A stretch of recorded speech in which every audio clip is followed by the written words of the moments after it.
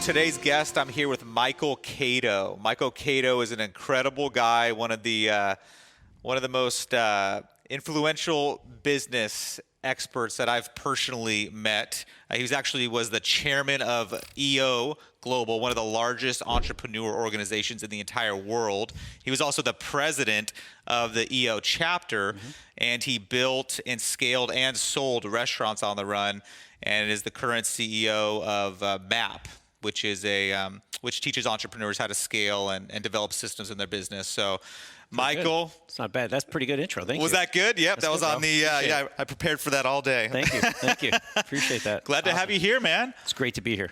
It's great to be here. I love what you're doing. You know, I love the location, the whole bit. It's awesome. I respect what you stand for, what you're doing in business, because we've got to know each other a little bit through the MAP process and through EO. So happy to have you. Happy to be here. Yeah, dude. Glad that you're here.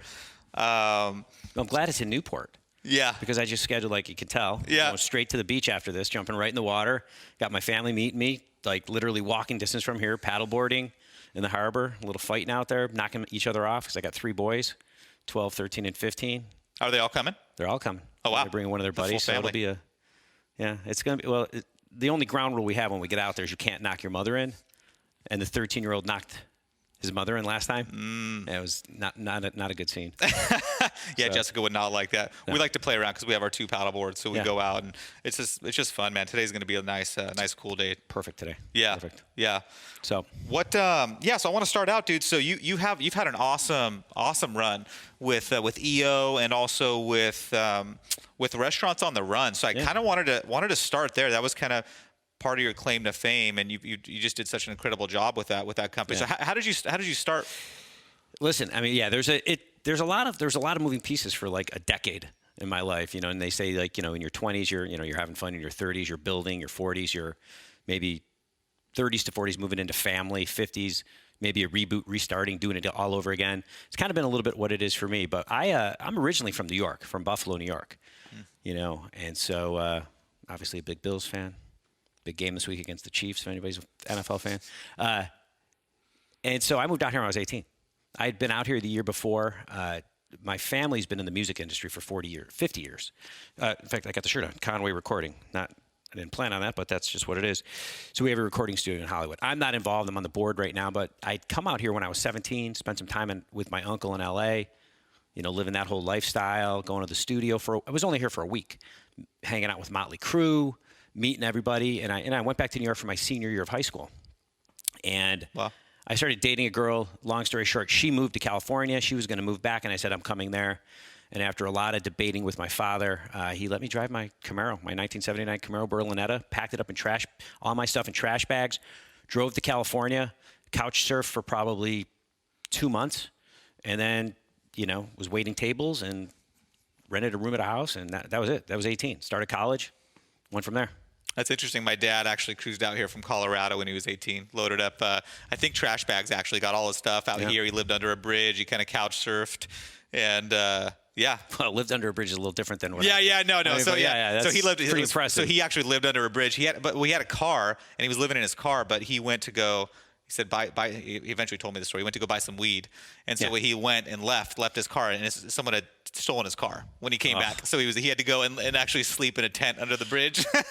I remember those weed buying days, attempting to buy weed at 18. Oh, yeah. 30 years ago. Oh, yeah. But, like, listen, it's funny because now that I have kids that are 13 or 12, 3 boys, 12, 13, 15, as I said, I'm like,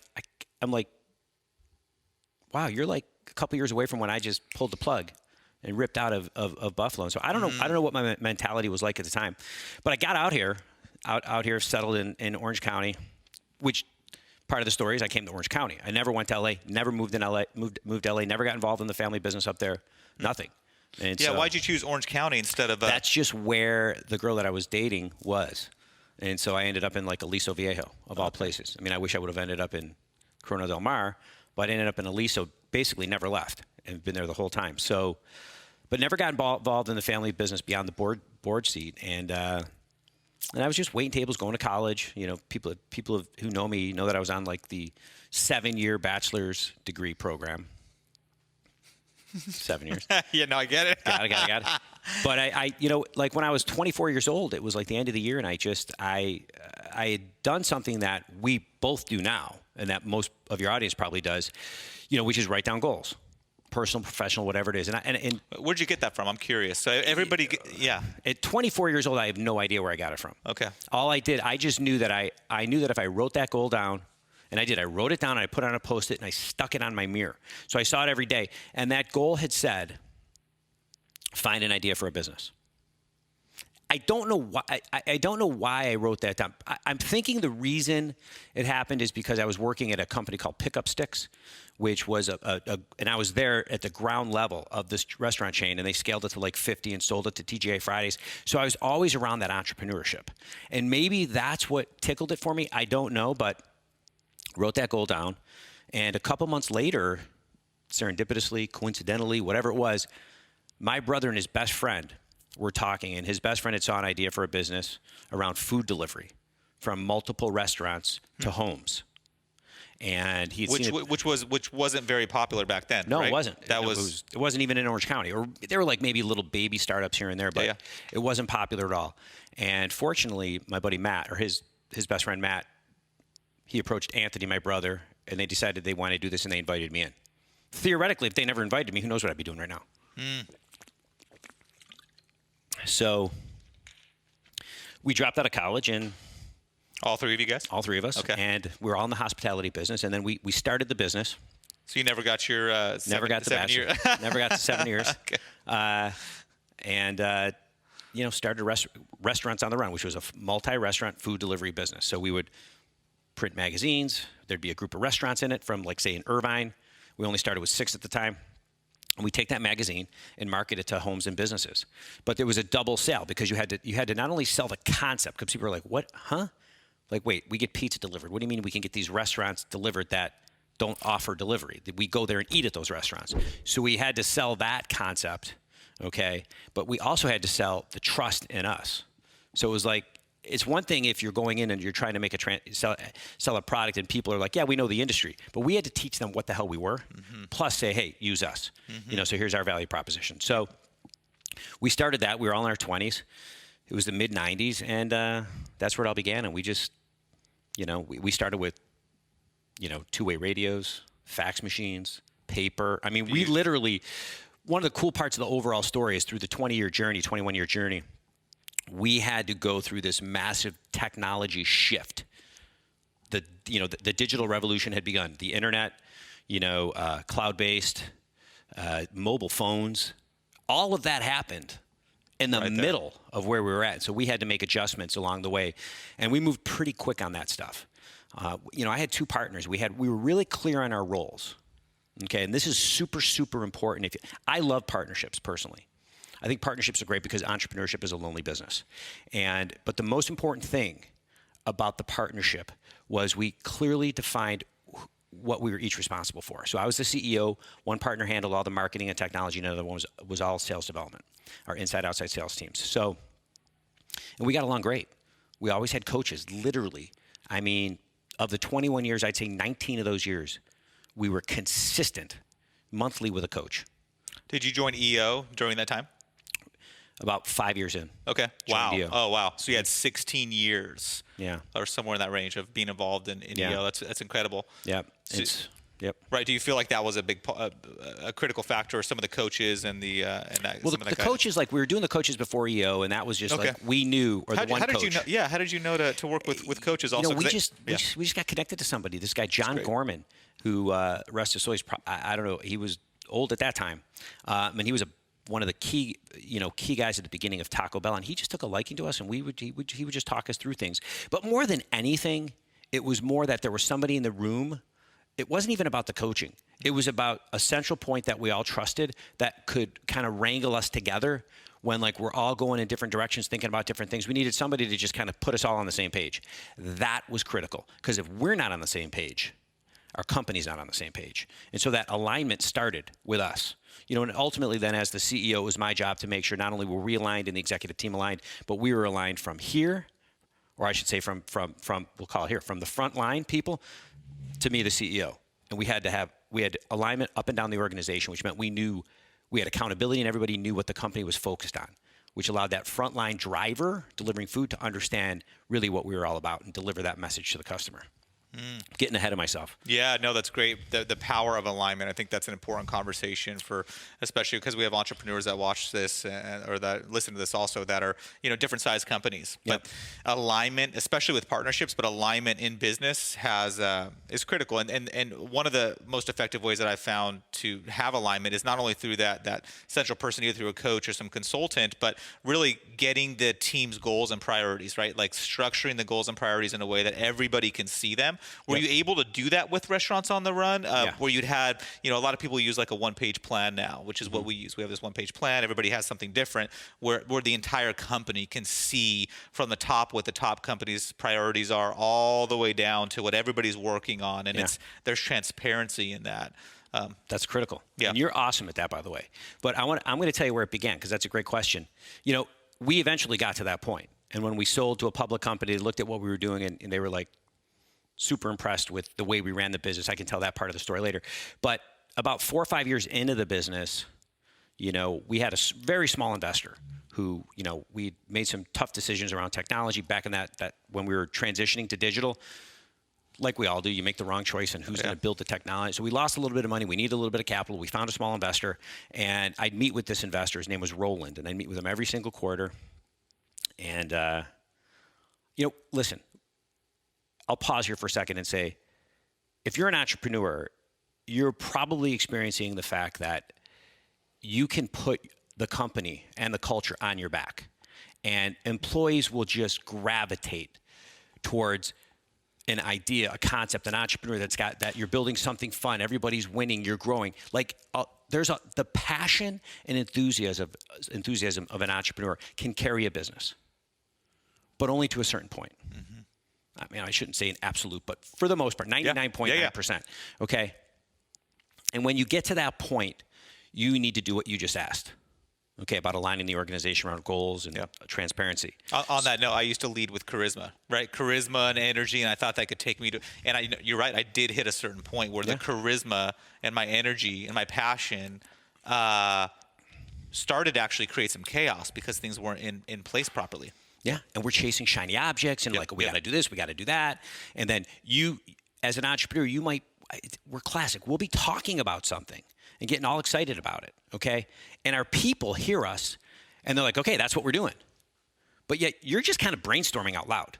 And the next day you're moving on to something else and then they're back there trying to think about this and you're like, no, I was just kind of thinking this thing through. So I'm meeting with my investor, back to that part. And I'm getting together with him, and every month or every quarter we're having good conversations, and the business is growing, so everything's great, right? We're hiring, we're doing this, that, and the other thing.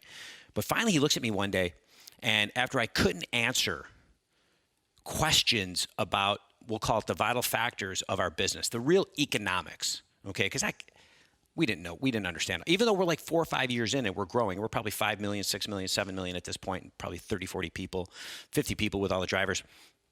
And, after not being able to answer that, he looked at me one day and he said, Michael, if this was a publicly traded company, this guy doesn't swear, we'd fire your ass as the CEO. He swore then. To make that impact. And so this guy, he was a great guy. He had, he was a corporate attorney, he had some great investments, exited, but he was being super candid with me. And I had to make a serious choice at that point. I had to decide how I was going to take and interpret this feedback. Because I could have very easily just been like, piss off, everything's great. I had just joined EO, by the way, so I was in EO already. But I didn't. I love learning like you do, and I think one of the most important things we have to do as entrepreneurs is really look internal and do a deep dive. Yep. And I started looking at myself and I started to realize that, I was maybe a decent entrepreneur, okay, but I had partners, so we were a good team. But I was a shitty CEO, excuse my language. And and I needed to decide if I wanted to take his feedback and move forward or not. And I decided I wanted to take his feedback because I wanted to be a great entrepreneur. I wanted to be a CEO. I wanted to be what I call an entrepreneurial CEO. Okay, that's where you take all these great parts of the entrepreneur: vision, passion, excitement, energy, like charisma, okay?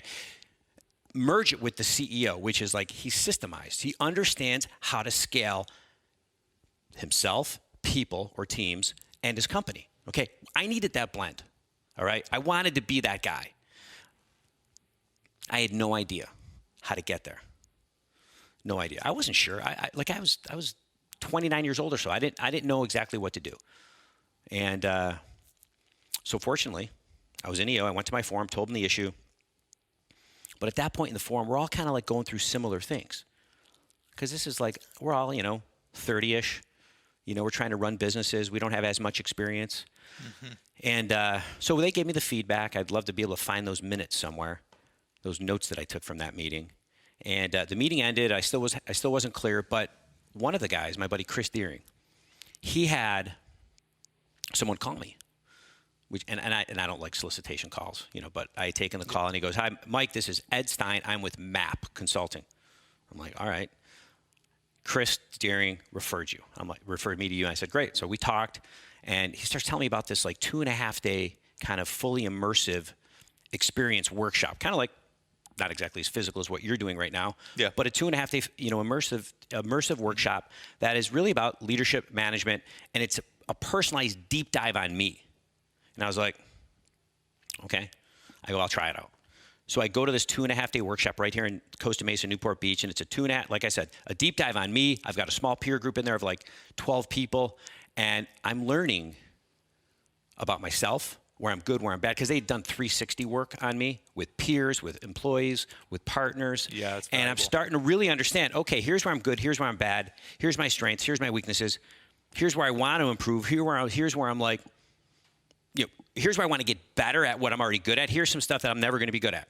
And so I go through, and at the same time as I'm going through this, learning about myself, which, by the way, pause, number one thing a CEO or an entrepreneur needs to do is take the time to do the deep dive on themselves first, because if we can't lead ourselves, how are we going to lead an organization? 100%. An organization is a reflection of that CEO, of that leader. Mm-hmm. And if we're a mess, okay, if we don't understand the power of getting ourselves strong so that we can have that ripple effect throughout all areas of our life, we're in trouble and the business is in trouble. An organization reflects the CEO. Boom.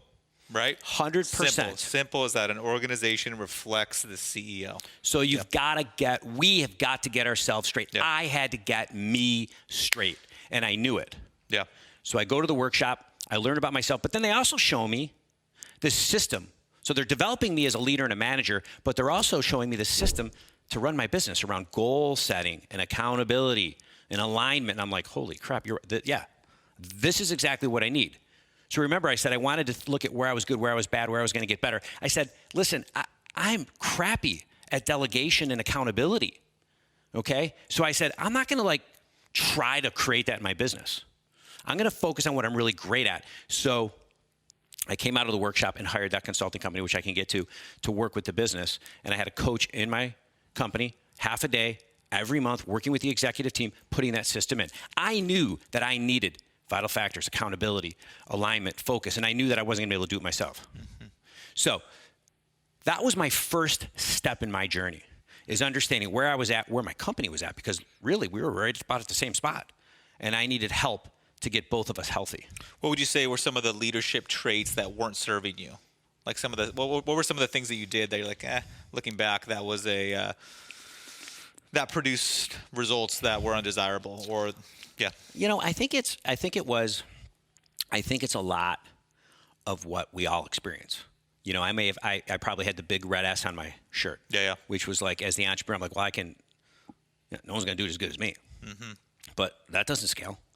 And so realizing that the importance of developing our people and making that a key component of culture, not just developing them for the job that they're in, not just developing them for the job that they want to go into, but developing them for where they want to get to in life, okay? Because as entrepreneurs, we're asking our people all the time, I need you to do this, I need you to do that, because we're trying to get here. But how often are we pausing and stopping and saying, where do you want to go, okay? Whether you want to be here or not, where do you want to go? How can we help you get to where you're going to go? I think when those things happen, that's where you get maximum engagement. Different topic, but that's kind of, so that back to the big red S, that's where I really figured it out. So the delegation piece, the holding people accountable, like I mentioned, like I wasn't good at that. I wasn't comfortable having those hard conversations with my employees, because I was like, Mr. Hey, we're going here, we're going to do it. Da, da, da, da. Like I was more worried about image, and that's just not my thing. And by putting a system of accountability, the standard became the villain.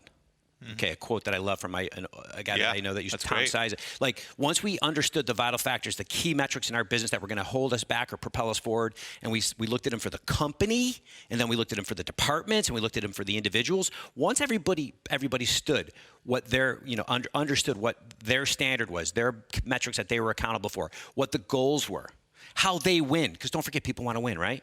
Mm-hmm. Once they had those guardrails and they understood that, now the standard is the villain. It's not me. It's like, hey, we agreed that this is the goal. You didn't hit it. How are you going to correct it? And so once we put that system in place and we had a coach that helped us implement it throughout the organization, that's where everything changed. Yeah, it's interesting, that standard, and I call it a standard of excellence, right? Where you get to a place in your company where you just, hey, we have a standard where we perform at a high level, and our metrics show that, and then we hold people accountable to the standard. Exactly. Right? To the standard, and hey, this is, one of those could be, right, showing up on time. A simple thing, right? That, simple. Hey, in all meetings, right, we show up on time, we are not late. And then holding people accountable would mean just calling somebody out if they break that standard, right? Or the team, and eventually having a team that holds people accountable, right? That's the goal, is that you're not the only one doing that, is where the team steps in and is okay addressing conflict. I found that to be one of the hardest things, I think, in our business, because we were kind of like the let's go, let's make stuff happen, and we didn't hold people accountable enough. Yep. And we struggle with the conflict, because that was just something I'd prefer. If I could avoid the conflict, I would rather just avoid the conflict and go talk about what we're going to go do. Thank you. As opposed to hey, let's sit down, let's have a hard conversation right now, let's just hash this out. I'd rather ignore it and just go make some bigger goals and just go after other things, right? Yep. It's easy to do that. And so we've been on a journey of really figuring out how do we become more comfortable with conflict, even in any area, right? In all areas of our life. Yeah. Candor. Yep. Oh, yeah. In our marriages, with our kids, with business partners, just being direct, right? And having those direct conversations. There's a great book, Ray Dalio and Principles. Have you read that at all? Haven't read it, but I because it's 600 pages. It's massive, yeah. But I'm studying it here and there without going through the whole book. So he's all about, he's probably one of the most focused organizations on addressing conflict head on, and just having that standard of, dude, everything, we are just honest and brutal with our feedback. Mm-hmm. And when you come in, everybody's like, oh yeah, that sounds great. He says, when they get to our organization, the first couple months are like, many people are like, holy crap, I didn't realize this is intense. People are they just say what's on their mind. They say what they need to say. Right, and that's so hard for people nowadays. And it shows up, right? It shows up on how we hold people accountable. Shows up on just the way we set goals. Like everything is all about like this desire to be liked, so we avoid that conflict. You're totally right, and I just don't think I'm great at that. I think that's an area I need to constantly work on. It's challenging. Yeah, the candor. Yep. And the problem with not being candid and not having that kind of respectful dialogue around what's going on is it creates confusion in the organization, okay? And then when confusion is created, everything slows down. And that's the problem. And we like to move fast. Yep. And so the quicker you get to that, so we hired people that were good at that, okay?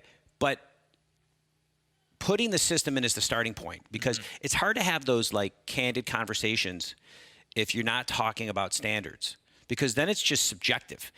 And there's a time and a place for subjective conversations, especially around core values. You define core values.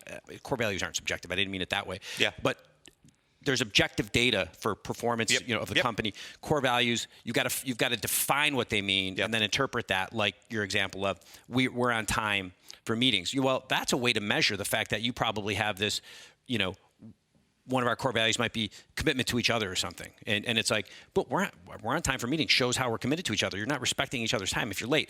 But I mean, you have to have those standards so you can have those tough conversations. But you said something super key. So what we did in the business is when we put the goal setting accountability system in the company from top to down to bottom, every person had metrics that they were accountable for, but every person in the company, except for maybe very, very frontline, like the drivers, they all sat in monthly meetings with their peers where they would review. They would look at their business, look at their vital factors for the team, but they would then review the goals that they set the last month, and then set new goals for the next month. So that's a small group, 6 to 10 people. Guess what was created? What you said, peer accountability, and that is more effective than I believe. That's more effective than just the one-to-one accountability, because now you've got to show up. It was funny. I had a conversation because with our team, our employees run a company at Superior Restoration. So our team runs it, man. And we've had a couple people go through some we'll talk about later about MAP. And what's interesting is because my goal when I go in once a week on Tuesdays, and we have all of our management meetings and our leadership meetings, and I'm involved with the team. And it was funny. I had this conversation with our team. One of the guys didn't hit his quarterly objectives, and we were reviewing the quarterly objectives, and he kind of brushed over it, like, oh yeah, I didn't hit that. And then he didn't hit 2 of them actually out of 3. And so I looked around at my leadership team as it was moving to the next person, right? We were all sharing what their progress was and how they did the last quarter, and then nobody said anything. And I was just like looking. I looked at my general manager. I'm like waiting for her to say something. I looked around. Nobody said anything. And so I said, okay, hold on. As someone else started to go, I said, so did anybody see anything right now? And they're like, what are you talking about? I'm like, he's had this goal on his one-page plan that he's been looking at every week. We've all seen the goal every week. It's shown at risk every week for 90 days. Has anyone sat down with him and said, hey, where do you need support? You need to get this on point. You're off track. I looked at everybody, and not one person had called him out. And it was a simple thing that he just needed to plan out. It was not a very complex goal, but nobody on the team had called him out. And when he didn't accomplish it, nobody had called him out and said anything about it. And I said, this is a challenge, you guys. We have to be okay addressing, because he should have done it. It was something that he totally should have done, and he did not do it, and nobody held him accountable to that. Nobody was willing to have a hard conversation with him and say, hey, man, you've had this on your thing for 90 days. You've made no progress on it for 90 days. What's going on? And so just having a team like that, and so we're starting to have deeper, more intense conversations now, and that's the way I want to build a team. I want to build a team of people that can just address things and say, hey, dude, we've updated, 4 weeks in a row. You have no good update on this goal. Where are you at with it, man? As opposed to the team just sitting back and say, he didn't hit it. It's also, Yeah, you know what? I think it's great to hear that you were in there and you were able to see that, because a team at this level is going to do that. To get to this level, which is championship level team, everybody in that room not only has to be confident and comfortable to have the tough conversations, okay, but they have to be confident enough in their own abilities to really give people accolades.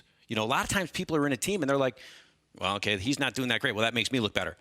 Championship teams don't have that. Championship teams are comfortable with everyone on that team. They've built trust, and they're comfortable in their own skin enough in their performance to give other people accolades, to build them up. That's where teams win. And it pisses me off when companies can't do that. People have to realize you have to have that environment on a team. That's part of why we brought the coach in and kept him for 15 years with my executive team every single month for half a day. It's a long time. Yep. Beautiful. Because it just kept the organization focused, kept me in check. We evaluated talent. We had good conversations. People supported each other. Listen, some companies can do it themselves. I couldn't. I wanted a coach because I wanted somebody to be objective, look at it, ask the tough questions, and then sit with me and say, hey, Michael, what'd you see today? And I'm like, well, I saw this. And he's like, really? Think harder. What'd you think about that? So he's one-to-one. I'm getting developed on my leadership ability. Yeah. So what do you think, quick a side note, what do you think comes first, people, and I have this conversation somewhat regularly, people or processes, the people or the system? What's more important? What should come first? I mean, listen, I don't know if there's a right answer for that, because Jim Collins will say, first who, then what, okay? And which is good. I think they kind of it's an iterative process along the way, because I think, listen, all a process is you measure a process with what I call a vital factor. So the 15 key metrics or vital factors in my business, okay, or in any business, there's a process behind it, okay? So you can measure performance by having the right process and the right measurement in place. So they kind of go high, because if you get the right people, Well, then you got to build process to measure them. Yep. Okay. Yep. Or do you build the process and get the people? How are you going to build the process without the people? I mean, listen, businesses grow, and some people don't grow with the business. Okay. And I think when you're like, one of the things we have to do as leaders and as managers in a business is we have to focus on, not only organizing resources, but staffing, getting the right people, keeping them trained, and getting them to the next level. For all the people that are watching this, that are saying, it's challenging to find good people right now, what would you have to say to them? Because that's the regular, right? That's the regular thing I'm hearing from pretty much any business owner at this point. Yeah. Is, hey, I'm having a hard time finding. I can't find good talent. There's no good talent out there right now. Listen, there's everybody. There's a lot of experts that got the canned answers for that, and I could give you the canned answers, but I'm going to go a different direction. I'm going to say, listen, I think now more than ever, it's critical, especially before the pandemic, but even right now, it's critical to develop your people. It's critical to promote from within, okay? Because we can't just go out and keep hiring people. It's expensive, okay? It's time consuming. We have to, now listen, you got to make a choice on some people, like they may not be able to get to the next level. My philosophy is this: I'm trying to 3x my company, okay? But 10x the value, that's a separate thought. But I'm trying to 3x my company. What am I doing to 3x my people? I know we always, this whole concept of what got you here won't get you there, and your people, I get all that, okay? And not everybody's gonna make it on the journey. But the most important thing is, if you're trying to 3x your company, are you 3xing the key people in your business that need to get 3x'd? Okay, because if you're not, then they're gonna be gone, and you're gonna keep hiring. Now, I understand sometimes you need to bring in people from the outside and so on and so forth, but we've gotta maximize our existing talent for 2 reasons. Yep. Number one, sustainability, for cost, all that stuff. But the second thing is culture. People want to work for companies where they know they can grow. Yeah, it's neat. One of our anyways. So my general manager, she initially started out, I think it was 7 years ago, as an office assistant. So started out as a $14 an hour office assistant, and we were able to spend time with her and develop her to office manager. And then she was there for a couple of years, then operations manager. And then now we promoted her about 2 years ago to general manager. So she's running a $10 million company with her team, and it's incredible, and our whole team's able to see that. But it took a ton of development, right? Sending her to courses, spending time with coaching, having a coach her, right? I actually had a coach Stephanie, my general manager, and just really pouring in. I don't think people do enough developing their team and pouring into their team members to try to get them to that next level, right? Because they not only need professional skills, right? Of course, and that's easy, right? You can go to industry conventions or industry training, but they need personal development skills too, right? Like how do they manage their time? How do they handle conflict? How is their emotional intelligence? And then pouring into those team members, right? And helping them level up. Yes. And that's I don't know, to me, that's one of the most fulfilling things personally, is when I can get somebody through that process. But then also it's huge for the company. It really creates a culture where people believe cool, okay, these guys, they want to help us build up. 100%. And now granted, you got to not everybody wants to do that. So there's that's your first little trigger. That's your first filter. If somebody doesn't want to develop, or they're sitting there saying, well, are you paying me to go read that book? Or, you're like, all right, you got the wrong person. So on the core value, right, one of our core values is thirst for learning, right? Typical EO thing. So, right, hiring people that want to develop and want to grow, I think is a good starting point, but that's a great filter. Now, would you say, what do you think about that? Do you think filtering out people that don't have that desire to grow is a great way to scale a high growth company? Or do you let those people in and then just let them stay in a position where they kind of, they stay at that position for 10 years, 10, 15 years? What are your thoughts on that? I'm sure there's going to be some of that. Personally, I prefer to have people that want to learn and want to grow because, cultures have to innovate. Okay. So if you think about a culture and you say, I want to design a culture, okay, and I need to make sure that if we want to be an innovative company, you just can't say we want to innovate. Okay. You have to have a culture that has been designed to support innovation. Okay, so that means people want to learn, people want to fail, people want to grow. So you go to COVID, okay, in the middle of everything right now, and a lot of businesses have to change. But this, I credit Simon Sinek for this. I heard him talking one day, and he was like, businesses are changing, but their why is not changing. What's changing is how they address the market as it relates to their why. So their how might be changing. So why not changing?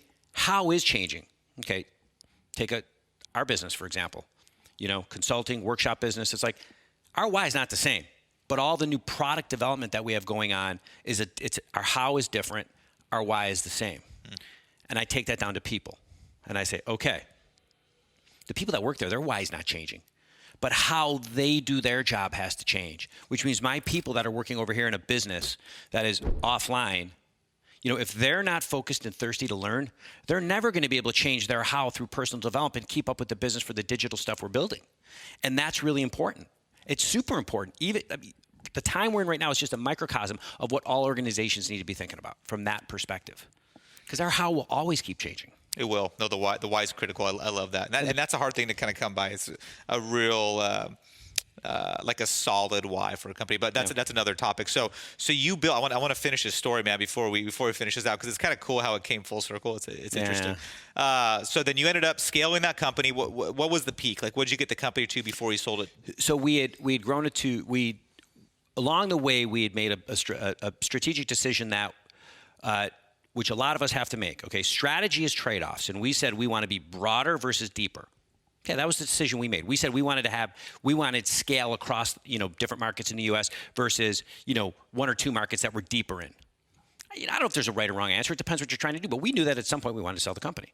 So we decided to scale the business. So we had grown it into 10 markets, but we weren't really good at growing from the ground up, and that was taking a long time. So what we did is we got really, really good. One of the core capabilities of our company was acquisitions. So we would target companies within the industry. I say target loosely because we were friends with everybody in the industry. We'd see them at associations. We'd go see them. They'd go see us. So we'd built trust, And as the industry was aging, entrepreneurs looking to exit, we became their exit strategy in a fragmented industry. And so we acquired 10 to 12 companies around the country, and it scaled out of the Southern California region to as far east as Chicago. So that was our model. And so at that point, we'd grown into 10 markets, about 35 or 36 million in revenue. Grubhub, at that same point, had grown their business. They were publicly traded, and they were operating in urban markets. We were basically suburban markets. We worked with restaurants that didn't deliver. We had a network of drivers. So when I talk about capabilities of a business and how you design your strategy around trade-offs, our key trade-offs were, we were, at this point, business to business. We were suburban, primarily, okay? And we had our own network of drivers. That's us. Grubhub, as a public company based out of Chicago and New York, they worked with a lot of local restaurants. They were in downtown markets because the local restaurants had their own drivers. They were in downtown markets, so Grubhub didn't have drivers. They were in downtown markets, and they were business to consumer. Okay, so they were zigging, we were zagging. Those are the choices we made at that point. We could easily look back and say, well, why weren't we Grubhub? Because we started before them. But at this point, zigzag, our strategy was opposite of theirs. As a public company, they had to grow. They had to get into these markets that they were in. They had to build a network of drivers. They were building it, but then at the same time, they decided to buy us and another EO company on the East Coast simultaneously to kind of jumpstart their process. So we sold to Grubhub. Interesting point here is, through the due diligence process of about 6-7 months, because everything takes longer than you think, I stayed super focused on the business. Okay, and I would get involved in strategic discussions with our CFO and one of my partners, but we had a team that was really working on the due diligence piece, and I didn't get deep into that. And I was running the meetings, staying focused on the business just in case, right?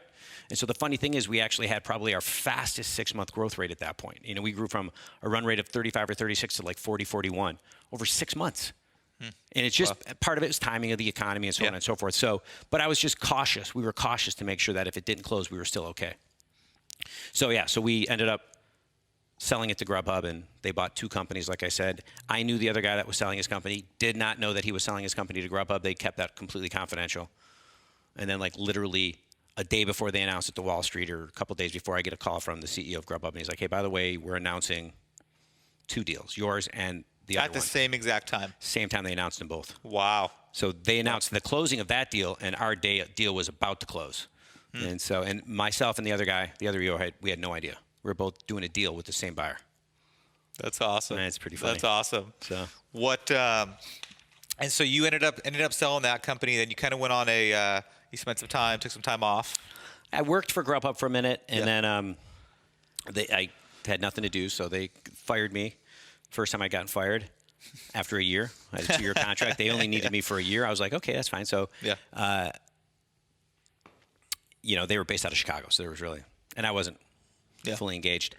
So I did that, and then this whole time, you know, as I'm going through all this, and I'm within EO, leading an EO, doing stuff with, you know, the company, I just, you know, I thought, well, maybe I want to be a coach when I sell my business. And I'm like, nah, I got kids. I like my flexibility. You know, I like building things. So I didn't really want to like do the coaching thing for myself. But I looked at MAP and I was like, well, if I did coach, I would only be coaching in the MAP principles. So MAP is the consulting company that I was working with. Long story short, MAP was looking for the next stage of what they were about to do because they're a 60-year-old company.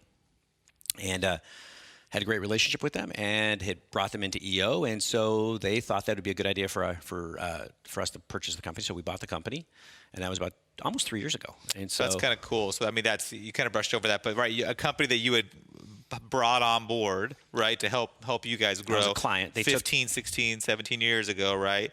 You ended up purchasing. Listen. Yeah. It's what they do is so amazing. Yeah. I mean, and I was just like, okay, so I went to that workshop, which we still do, and then I brought the coach in. That's all they do. It's like, man, scale your people 2-3x yourself, your team, and your company. Yeah. So we got the training to do it to yourself and your people, and then the system to put in your business. And I was like, not sexy, but that's like the big thing you need in business. Mm-hmm. And so I bought them, and I'm just trying to, now we're digitizing and, you know, trying to create a model that can scale beyond, say, you know, the Western U.S. So you've been involved with with lots of entrepreneur organizations, and what do you see? What do you think is one of the biggest thing that's preventing what's preventing CEOs or owners or entrepreneurs from reaching like their potential as a CEO? Like what do you feel like is I mean, there's obviously a lot, but what's one big thing that people could improve on, that if they got better at this specific thing, they would be more successful in business? Yeah. Well, I'm going to take it up a notch and go back to when I figured out that I had a problem, because Roland told me, and I went and did this deep dive. And that's why I say the number one thing we can do is do the deep dive on ourselves to get better. Because a lot of organizations, entrepreneurial organizations, they love to preach. This isn't a false statement, but I'm going to say it's a lie. Everybody's talking about how leaders ask why and managers ask how. And there's definitely some truth to that. But that's also a lie. Okay? If you're a leader of a company or an entrepreneur going into the CEO role and you don't think you need to manage, that's the number one thing that's going to hold a company back. Because leading is part of the job. Managing is the rest of it. And when I say it, and I'm not saying you're going to be this deep, this in the grind thing, but what do managers do? They do 6 things. They lead, they communicate, they plan, they have controls and system for their business. They staff, make sure there's the right people, okay? And they organize resources to accomplish the goal, okay? That's what managers do. Leadership is part of that, okay? And a lot of entrepreneurs are like, well, I just ask why. No. You have to do you think Jeff Bezos just asked why? Or do you think he was in the grind, trying to figure it all out, asking how, doing things? Do you think Steve Jobs, like he controlled the creativity. He was the one who said yes and no, when to stop a product from adding more features. To me, that's the number one thing. And that's why I bought MAP. I was like, it starts with that deep dive. And I encourage entrepreneurs to do that deep dive in some capacity on themselves, to know where they got to get better. Because we as leaders have to manage the company. What do you think about feedback? So you talk about 360-degree feedback. Like, what is a what feedback? Yeah, how do you feel? Well, I was going to ask what is a way people can effectively do a feedback session, but how powerful is feedback, and how should it be done with a team? What do you think the best way to get feedback? Because what I've found, right, and it's always really uncomfortable getting feedback from your team. It's like one of the most uncomfortable things you can do is ask your team members, like, hey, where am I weak? It's like asking your wife, hey, where am I being a poor husband?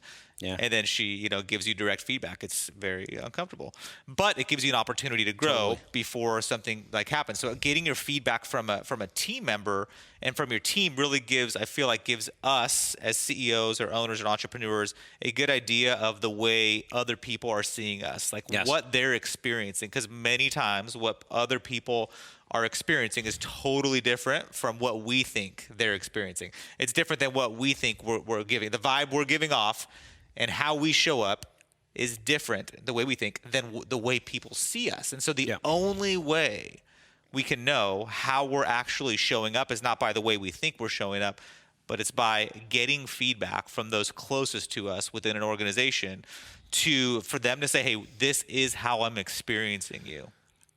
I couldn't agree more. And I'm going to respond to that in this way.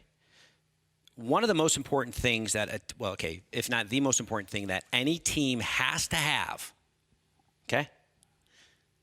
Every team has to have psychological safety.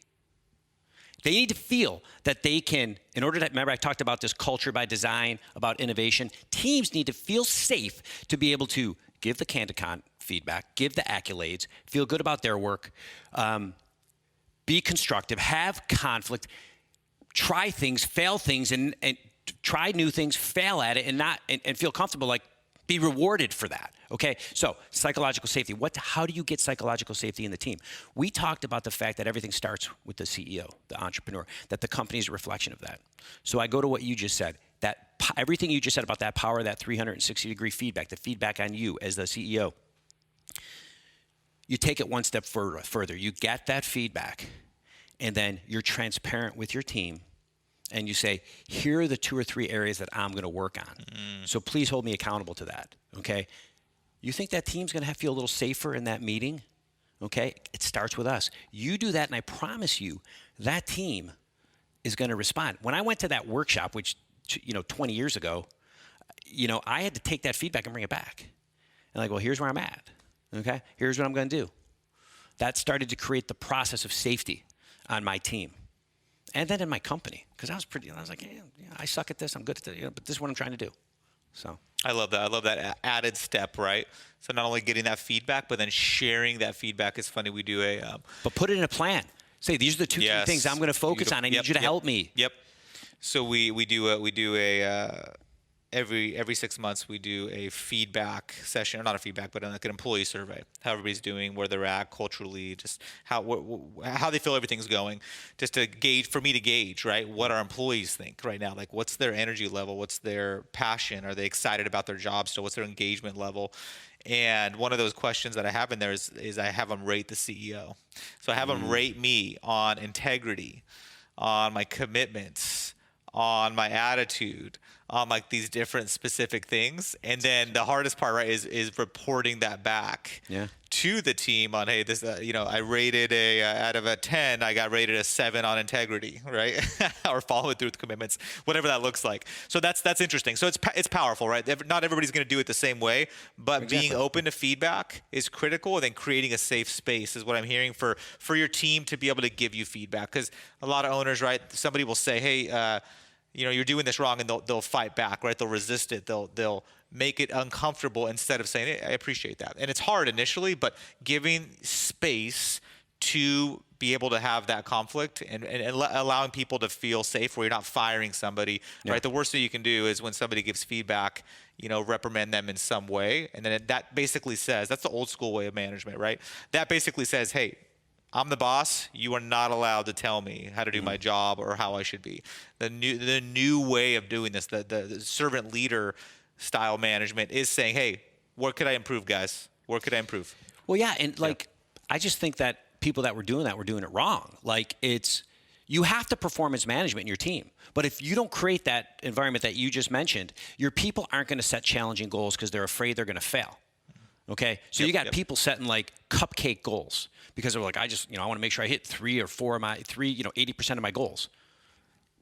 80% is a good number, but they're probably thinking, I want to hit 90, 95, 100%. Okay, and so they do cupcake goals versus a little bit challenging. And so maybe they don't hit 95 or 100%. Maybe they're hitting 70 to 80% of their goals. But guess what? They're pushing the envelope on those goals that they're missing because they're challenging themselves, because the team feels like that's the right thing to do, and I'm okay to challenge myself and my team and fail. I'm not going to get ripped for that. I'm going to be rewarded for trying new things. So it kind of all goes together. Yeah.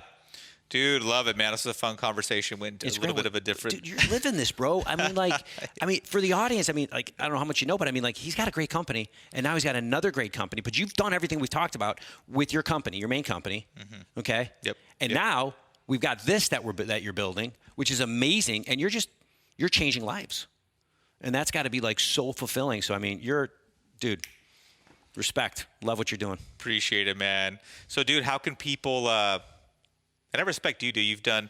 Mike's awesome. He continuously gives back to EO and serves people and volunteers, and just has a huge heart for this type of stuff and for helping leaders get to the next level. So, on that note, how can people get a hold of you? How can they get in contact with MAP? Well, it's easy. Mapconsulting.com. You can check it out. Where, in addition to all the digital products that we're launching and developing, we're wrapping a new brand around it, a new platform, and an app for, the coolest thing we're doing is this app for goal setting. Like, we're not trying to compete, like go out there and compete with Asana. We're like, hey, listen, all this goal setting thing I just talked about, how you do it with teams, we're about to beta that technology on ourselves. So it's cool. But you can go to mapconsulting.com if you're interested in, checking out that deep dive workshop that I went to, or we do them twice a month in Newport. You can check out other services that we have. You can email me. I'm MC as in Michael Caito, MC at mapconsulting.com. Happy to chat about anything. I'm not good at selling, but that's who we are. That's the story, and changed my life. So awesome, brother. Well, dude, thanks for coming out. Love it. Appreciate you. Been a great time, man. Yeah. Anytime. Thank you.